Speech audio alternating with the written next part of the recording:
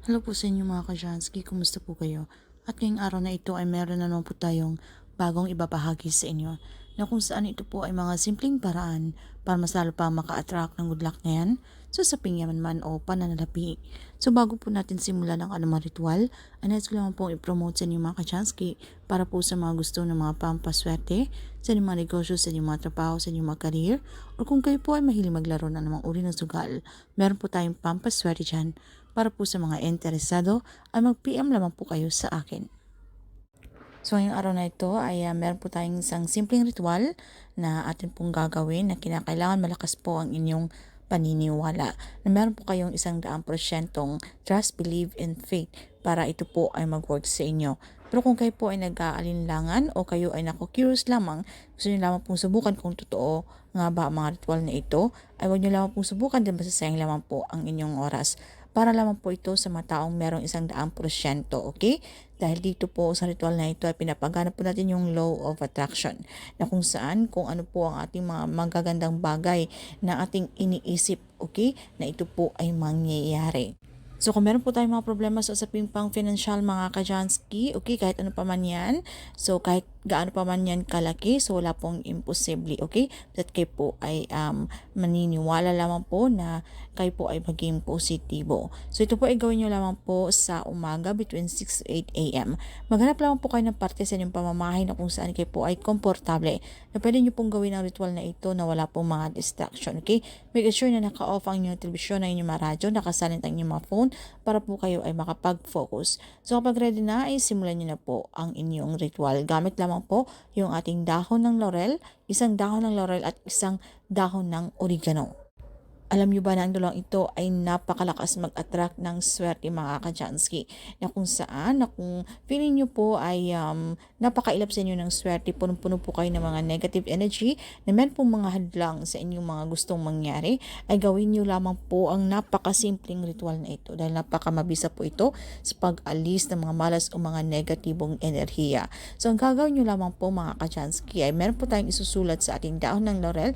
Ito po ay isang sacred code kung saan ito po ay tinatawag na spiritual number or angel number. Ito pong 977.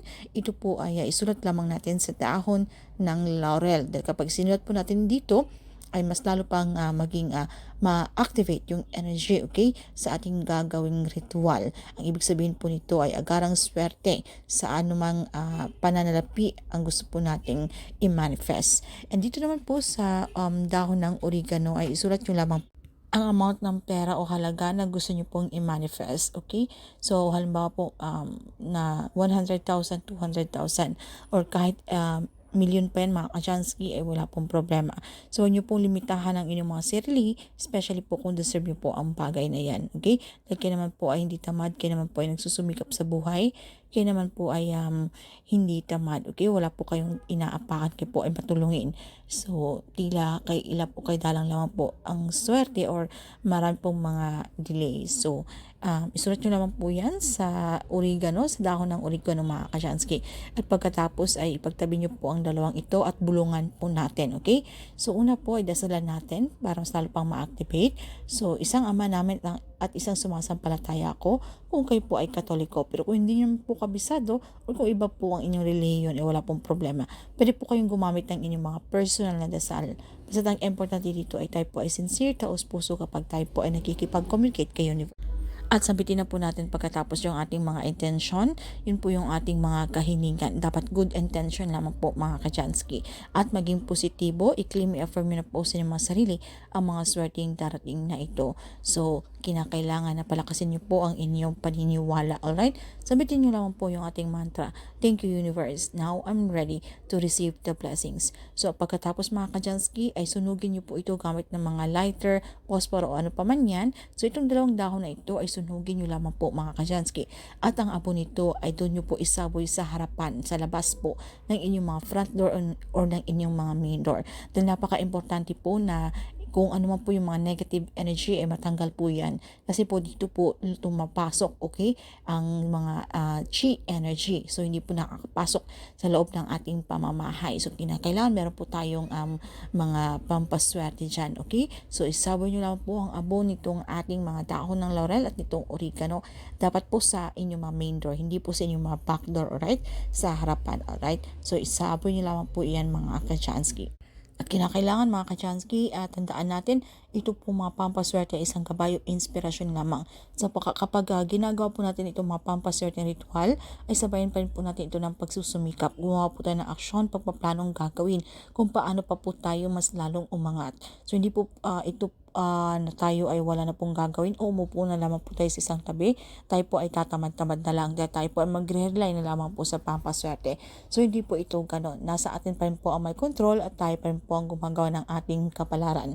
Nasa ating kamay ang tagumpay mga Kachansky. So sa pamamagitan po ito mga pampaswerteng ritual, ito po ay makakatulong sa atin na para mas lalong lumapit po ang swerte na yan. Alright? So, dapat ipanatag nyo lang po ang inyong sarili. Huwag po kayong maging atat na lagi nyo pong inaantay, pinapansin kung kailan nga darating yung swerte na yan, bakit hindi pa nangyayari. So, kung hindi man nangyayari agad-agaran, huwag po kayong mawala ng pag-asa, okay? Dahil normal lang po yan na meron po talagang tao na hindi naman po agad-agad, pero kung alam nyo po na itong bagay na ito ay deserve mo yan dahil ikaw po ay nagsusumikap at makikita yan ng universe mga Kachansky. At kayo po ay pagkakalooban, okay? So, ipanatag nyo lang po ang inyong mga sarili. So, ayun lang po ng mga Kajanskit. Maraming salamat sa inyong walang sawang pagsuporta dito sa ating channel. Kung meron po kayong mga katanungan o hindi man masyadong klaro sa topic na ito, ay paki-comment na lamang po sa ibaba. So, ayun lang po ng mga Kajanskit. Maraming salamat. So, inuulit ko po, bago po tayo magpaalam, ayan, kayo po ay mag-ingat sa mga comment section na kung saan marami po mga kumakalat dyan na mga scammers na nagsisend po sila ng mga link at huwag nyo pong i-click yan dahil baka po mahakak inyong mga account, okay? So mag-ingat po kayo mga Kachansky. Hindi po yan sa clown ng Janice Christine Vlogs.